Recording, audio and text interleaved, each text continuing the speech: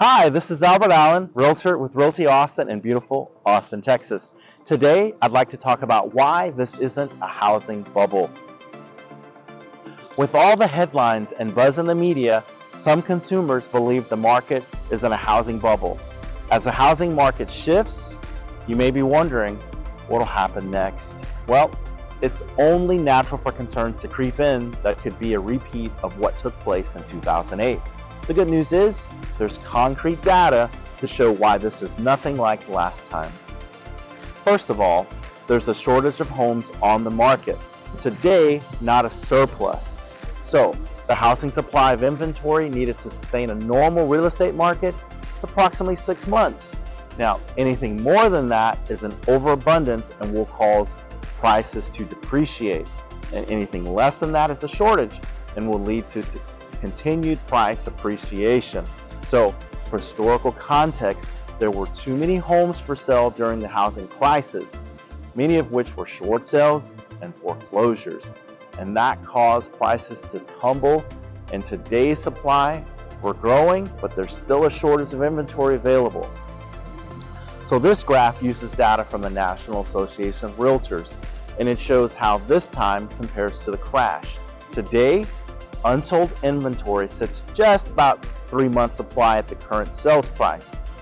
One of the reasons inventory today is still low is because of sustained underbuilding. And when you couple that with ongoing buyer demand as millennials age into their peak home buying years, it continues to put an upward pressure on home prices, and that limits supply compared to buyer demand is why experts forecast home prices won't fall this time. Second, mortgage standards were much more relaxed during the crash. During the lead up to the housing crisis, it was much easier to get a home loan than it is today. This graph shows data on the Mortgage Credit Availability Index from the Mortgage Bankers Association. The higher the number, the easier it is to get a mortgage. Now, running up to 2006, banks were creating artificial demand by lowering lending standards and make it easy for just about anyone to qualify for a home loan or to refinance their current home. Backing lending institutions, they took on a greater risk both with the person and the mortgage products they offered. And that led to mass defaults and foreclosures and falling prices. Today, things are different.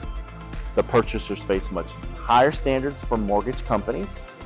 Like Mark Fleming, the chief economist of First American, says, credit standards tightened in recent months due to increasing economic uncertainty and monetary policy tightening. So, stricter standards like there are today help prevent a risk of rash of foreclosures and like they were last time. So, lastly, the foreclosure volume is nothing like it was during the crash. The most obvious difference is the number of homeowners that were facing foreclosures after the housing bubble burst. Foreclosure activity has been on the way down since the crash because buyers today are more qualified and less likely to default on their loans. This graph uses data from ATTOM Data Solutions to help tell the story. In addition, homeowners today are equity rich, not tapped out. In the run-up to the housing bubble, some homeowners were using their homes as personal ATMs. Many immediately withdrew their equity once it built up. When home values began to fall, some homeowners found themselves in a negative equity situation where the amount they owed on their mortgage was way greater than the value of their homes. And some of those households, they just decided to walk away from their homes, and that led to a wave of distressed property listings, foreclosures, and short sales, which sold at considerably discounts lower, and that lowered the value of the homes in the area as well. Today, prices have risen nicely over the last few years, and that's given homeowners an equity boost. According to Black Knight, in total, mortgage holders gained $2.8 trillion in tappable equity over the past 12 months. That's a 34% increase that equates to more than $207,000 in equity per borrower. So with the average home equity now standing at $207,000, homeowners in a completely different position than last time. The bottom line is, If you were worried about making the same mistakes that led to the housing crash, these graphs should help alleviate your concerns. Now, concrete data and expert insights clearly show why this is nothing like the last time.